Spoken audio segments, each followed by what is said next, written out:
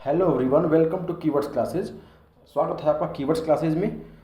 आज हम देखेंगे कि बिहार का जो भौतिक विभाजन है वो किस प्रकार का है। ठीक है, तो जैसा आपको स्क्रीन पर दिख रहा है कि जो बिहार का भौतिक विभाजन है वो तीन आधार पर किया गया है। जैसे कि एक है तराई, एक है मैदानी और एक है पठारी। ठीक है, बिहार का पूरा एरिया है, ठीक है, 94163 किलोमीटर, 94163 किलोमीटर स्क्वायर का जो एरिया है, यह कैसे कैसे बांटा गया है। तो इसे तीन भागों में बांटा गया है, तराई, मैदानी और पठारी भाग। ठीक है, अभी देखेंगे कि तराई भाग किस क्षेत्र में पड़ता है, मैदानी भाग किस क्षेत्र में पड़ता है और पठारी भाग किस क्षेत्र में पड़ता है। इससे बहुत संभावना है कि आपकी परीक्षा में, किसी परीक्षा में, वो बिहार शिक्षक भर्ती की परीक्षा हो या बिहार पीसीएस की परीक्षा हो, जो कि 30 सितंबर 2023 को आयोजित होने वाली है। ठीक है, उस परीक्षाओं में प्रश्न पूछने की संभावना बहुत ही प्रबल है। ठीक है, आइए देखते हैं कि जो बिहार, आपको एक स्क्रीन पर बिहार का मैप दिख रहा होगा छोटा सा। ठीक है, इस वीडियो को बहुत शॉर्ट में देखेंगे। ठीक है, आप हमारे साथ लास्ट तक बने रहिएगा।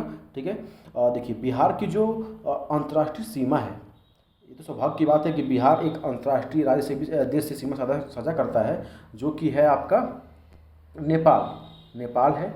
ठीक है, पश्चिम में पश्चिम बंगाल है।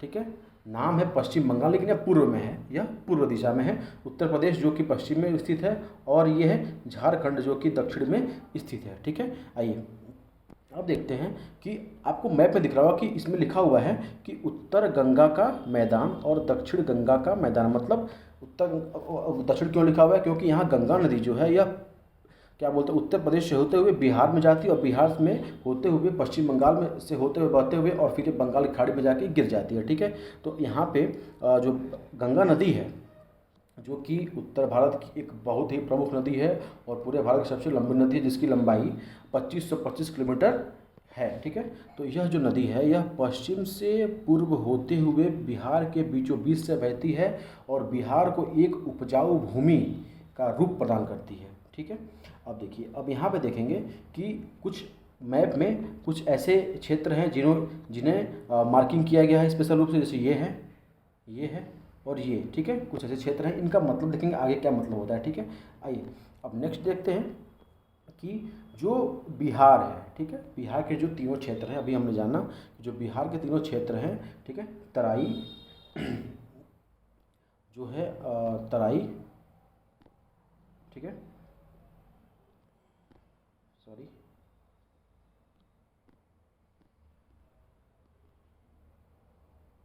तराई है। ठीक है, मैदानी क्षेत्र है और पठारी क्षेत्र है। तो तराई क्षेत्र दोस्तों ना 1% से भी कम है। ठीक है, ये 1% से भी कम है। और जो बिहार का जो एरिया है, ठीक है, ऊपर वाला जो एरिया है, पश्चिमी चंपारण जिला वाला जो एरिया है फ्रेंड्स, वो एरिया जो आता है उसमें तीन भागों में उसको बांटा गया है। एक है सोमेश्वर सीढ़ी, ठीक है, एक है रामनगर दून और दून घाटी। तो सबसे ऊपर सोमेश्वर सीढ़ी आता है, उसके नीचे रामनगर दून आता है और दून घाटी आता है, क्योंकि वहीं पे जो पहाड़ी एरिया है बिहार का, बोल सकते हैं कि, सॉरी फ्रेंड्स, बोल सकते हैं जो शिवालिक हिमालय का जो विस्तार है वह बिहार में थोड़ा सा मिलता है। ठीक है, जो कि सोमेश्वर सीढ़ी के नाम से जाना जाता है। ठीक है, नेक्स्ट है गंगा का मैदान, ठीक है, जो कि उत्तर गंगा का मैदान और दक्षिण गंगा का मैदान, ठीक है, में विभक्त है। और नेक्स्ट है राजमहल पहाड़ी, ठीक है, जो कि दक्षिण का एरिया है, कैमूर पठार। और एक है राजगीर, खड़गपुर एक्सेट्रा। इसमें और भी क्षेत्र आते हैं, जैसे मुंगेर का एरिया है, जो भी दक्षिण के क्षेत्र हैं, जो एमपी से, सॉरी, झारखंड से सीमा साझा करते हैं, वो भी लगे हुए हैं। ठीक है, आइए आगे देखते हैं दोस्तों। अगर आप इस चैनल पर नए हैं तो आप प्लीज़ इस चैनल को सब्सक्राइब, लाइक और शेयर करें, ताकि आपको नए नए वीडियो और उसके नोटिफिकेशन मिलते रहें, जो कि आपके आने वाले शिक्षक भर्ती परीक्षा और बिहार पीसीएस की परीक्षा के लिए मोस्ट इम्पॉर्टेंट हो सकते हैं। ठीक है, आइए नेक्स्ट देखते हैं। अब है एक मैप देखते हैं आपको, जो कि बहुत ही इम्पोर्टेंट मैप है। अगर आपको इच्छा करे तो ये अपनी कॉपी बना लीजिएगा। ठीक है, नहीं तो अगर आपको चाहिए तो इसका मैं पीडीएफ आपको प्रोवाइड कर दूंगा अपने टेलीग्राम चैनल पर। ठीक है, आप सर्च करिएगा कीवर्ड्स क्लासेस नाम से, आपको एक चैनल मिल जाएगा। ठीक है, आइए देखते हैं इसको। यहाँ पे क्या है कि जो एक मैप है, ठीक है। यहाँ से देखिए घाघरा नदी प्रवेश करती है। जो घाघरा नदी है ना वो यूपी और बिहार की सीमा बनाती है, और जो गंगा नदी है वो बीचों बीच से बहती है, ठीक। और अब देखिए ऊपर देखिए, पहले उत्तर गंगा का मैदान, ये है नॉर्थ एरिया जो है, यहाँ देखिए, ठीक है। इसमें है घाघरा, ये है गंडक नदी, ये है कोसी नदी, और ये है महानंदा नदी, ठीक है। तो जो उत्तर गंगा का मैदान है उसे 3 भागों में बांटा गया है। पहला है घाघरा गंडक का दोआब, ठीक है, ये है घाघरा गंडक का दोआब, ठीक। दूसरा है गंडक कोसी दोआब, और तीसरा है कोसी और महानंदा नदी, जो कि बिहार के सबसे पूर्वी नदी है, ठीक है। महानंदा नदी, उसके बीच का जो एरिया है कोसी और महानंदा के बीच का, उसको बोलते हैं कोसी महानंदा दोआब, ठीक। नेक्स्ट है जो दक्षिण दिशा में स्थित है, जैसे कि आपको दिख रहा है गंगा सोन दोआब, ठीक, मगध का मैदान, ठीक, और अंग का मैदान, ये है सोन नदी, ठीक है। इधर बहती है पुनपुन नदी। तो जो सोन नदी है और गंगा नदी का जो एरिया है ये वाला, ठीक है, ये है, इसको भी 3 भागों में बांटा गया है। गंगा सोन का दोआब, दूसरा है मगध का मैदान, और तीसरा है अंग का मैदान, ठीक है। ये क्लियर है। आगे बढ़ते हैं, इसमें है आगे, अब हम बात करेंगे, ये तो था मैदानी भाग, ठीक है, आपको मैप पर दिखा दिया गया। अब आते हैं, यह है पठारी क्षेत्र दोस्तों, यह है पठारी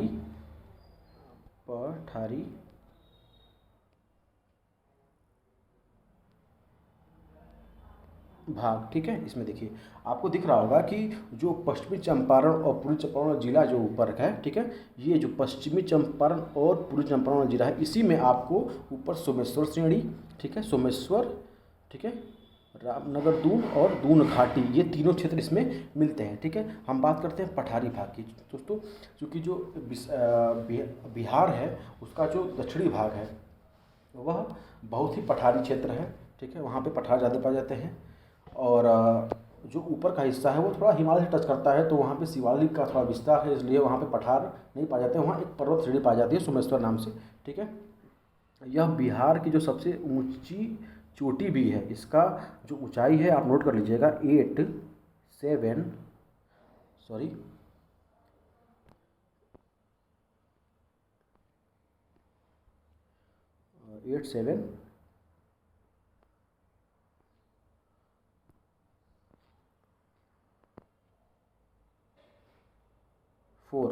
ठीक है, आप इसको नोट कर लीजिएगा, 874, ठीक है, मीटर। आगे देखते हैं चट्टानों का जो वर्गीकरण है वो किस प्रकार से है बिहार में, आइए देखते हैं।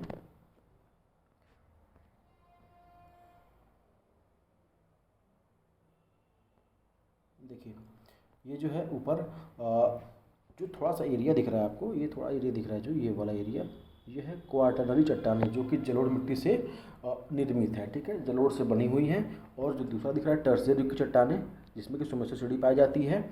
और बीच में आपको दिख रहा है क्वार्टरनरी युग की चट्टानें, जो कि बिहार का पूरा मैदानी भाग है, यहाँ पे क्वार्टरनरी युग की चट्टानें हैं, ठीक है। ये थोड़ा नई चट्टानें हैं सबके मुकाबले, अभी देखेंगे कौन नया कौन पुराना है, ठीक है। नीचे देखिए सबसे इम्पोर्टेंट जो है वो है आपका विंध्यन युग की चट्टानें, ये है विंध्यन युग की चट्टानें, और ये है धारवाड़ युग की चट्टानें। जो ये एरिया है और ये एरिया जो है ये है मुंगेर, जमुई, नवादा, बांका, भागलपुर का जो एरिया है ये सब धारवाड़ युग की चट्टानें हैं, ठीक है, ये एरिया। और जो विंध्यन वाला है वो कैमूर और रोहतास का जो एरिया है, जहाँ सबसे ज़्यादा वन भी पाए जाते हैं, ये ध्यान रखिएगा। तो ये एरिया जो है यह विंध्यन युग की चट्टानों वाला एरिया है, ठीक है। आइए एक चीज़ देखिए कि नीचे एक सीक्वेंस लिखा हुआ है, धारवाड़, विंध्यन, टर्शियरी और क्वार्टरनरी। तो दोस्तों सबसे पुराना ये धारवाड़ वाला है, फिर विंध्यन वाला है, फिर टर्शियरी, और सबसे नया क्या है, क्वार्टरनरी है, जो कि सबसे बाद में बना है और जो कि बिहार का मैदानी भाग भी है, ठीक। आइए आगे देखते हैं दोस्तों, थोड़ा आप घबराइएगा नहीं, चूँकि थोड़ा वीडियो बड़ा हो रहा है, लेकिन इसमें डेटा भर भर के हैं और आप थोड़ा मेरा साथ दीजिए, मैं आपको बहुत से फैक्ट्स प्रोवाइड कराऊँगा। अब देखिए अभी हम लोग पढ़ा था कि जो मैदान था, जो हमने मैदान का वो देखा कि कैसे विस्तार है, उसके बाद थोड़ा और जानते हैं जो कि प्रश्न परीक्षा में पूछे जा चुके हैं। जैसे है घाघरा गंडक का दोआब, जो उत्तर गंगा मैदान का है, ठीक है, ऊपर वाला, ठीक है। फिर है गंडक कोसी और कोसी महानंदा, ठीक। और जो दक्षिण गंगा का मैदान है उसमें गंगा सोन दोआब, मगध का मैदान और अंग का मैदान। इसमें ये 3-3 पार्ट में डिवाइड है। और नेक्स्ट है जो इसकी विशेषताएं, जो सबसे महत्वपूर्ण है इसकी विशेषताएं, वो देखते हैं। ठीक है, जो विशेषताएं उत्तर गंगा मैदान की और दक्षिण गंगा के मैदान की विशेषताएं क्या है। क्वेश्चन पूछ सकता है कि इनमें से ऐसी कौन सी विशेषता है जो उत्तर गंगा मैदान की नहीं है। ठीक है, तो इसमें देखेंगे क्या है कि जो उत्तर गंगा मैदान है, ठीक है, इसमें सबसे ज़्यादा बाढ़ आती है। ठीक है, चूँकि जो हिमालयी नदियां हैं दोस्तों, हिमालयी नदियां जैसे कोसी हुई, महानंदा हुई, गंडक हुई, बूढ़ी गंडक है, बागमती है, जो हिमालय से निकलती हैं, जिनमें वर्ष भर जल जमाव रहता है, इसमें बाढ़ ज़्यादा आती है। और आप जानते भी हैं जो कोसी नदी है, कोसी, उसको बोलते हैं बिहार का शोक, बिहार का शोक बोलते हैं, चूँकि इसका पानी छिछला है, इसका जो, इसलिए इसमें हमेशा यह रास्ता बदलती है, ये इसी जान भी जाती है, यह बिहार का शोक है। ठीक है, इसलिए बदनाम है ये। ठीक, और नेक्स्ट है जलोढ़ मृदा पाई जाती है। आपको पता है क्योंकि जो नदियाँ यहाँ हिमालय से उतरती हैं, तो जहाँ भी नदी हिमालय से उतरती हैं वहाँ भी एल्यूवियल सॉइल या जलोढ़ मृदा पाई जाती है। तीसरा है खाद्यान्न फसलों की प्रधानता, चूँकि मिट्टी नहीं है, मिट्टी जलोढ़ है, इसमें खूब भर भर के खनिज लवण पाए जाते हैं, कुछ ऐसे जिसकी फर्टिलिटी बहुत ज़्यादा होती है, इसलिए खाद्यान्न फसलों की प्रधानता होती है, जैसे चावल, गेहूँ यहाँ खूब ज़्यादा मात्रा में होता है। अब कुछ जो नदियाँ हैं जैसे है गंडक है, घाघरा है, बूढ़ी गंडक है, बागमती, महानंदा आदि जो भी नदियाँ हैं, इसमें ये सब उत्तर गंगा मैदान की विशेष नदियाँ हैं। ठीक है, मुख्य नदियाँ हैं। अब आगे देखेंगे इसका जो कुल क्षेत्र है दोस्तों ना बिहार का, ये 62% एरिया में क्या है, उत्तर गंगा मैदान ही विस्तृत है। ठीक है, बाकी जो एरिया है वो दक्षिण गंगा का मैदान है। ठीक, नेक्स्ट है इसी में देखेंगे एक पॉइंट सबसे जो इम्पोर्टेंट है, चौर, मन और दियारा।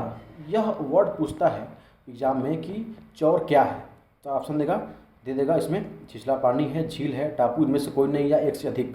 तो आप क्या लगाएंगे, टिक लगाएंगे कि यह जो चौर है, चौर यह छिछला पानी वाला एरिया है, जैसे कि जो यह कोसी नदी में मिलता है, कोसी नदी के आसपास मिलता है। ठीक है, अब पूछेगा मन क्या है। मन, कई लोग सोचेंगे मन एक बायोलॉजिकल फैक्ट है, तो मन हो सकता है कि इंसान से कुछ संबंधित हो, लेकिन ऐसा कुछ नहीं है। जो मन है वह झील वाला एरिया है। उत्तर गंगा के मैदान का जो एरिया है उसमें हम लोग झील को मन बोलते हैं। और जो दियारा क्षेत्र है, यह बहुत ही इंपॉर्टेंट एक की वर्ड है, दियारा क्षेत्र, तो इसको याद करेंगे, टापू है ये। ठीक है, इस द बना हुआ है या ट बना हुआ है, तो याद रखेंगे यह एक टापू वाला क्षेत्र है।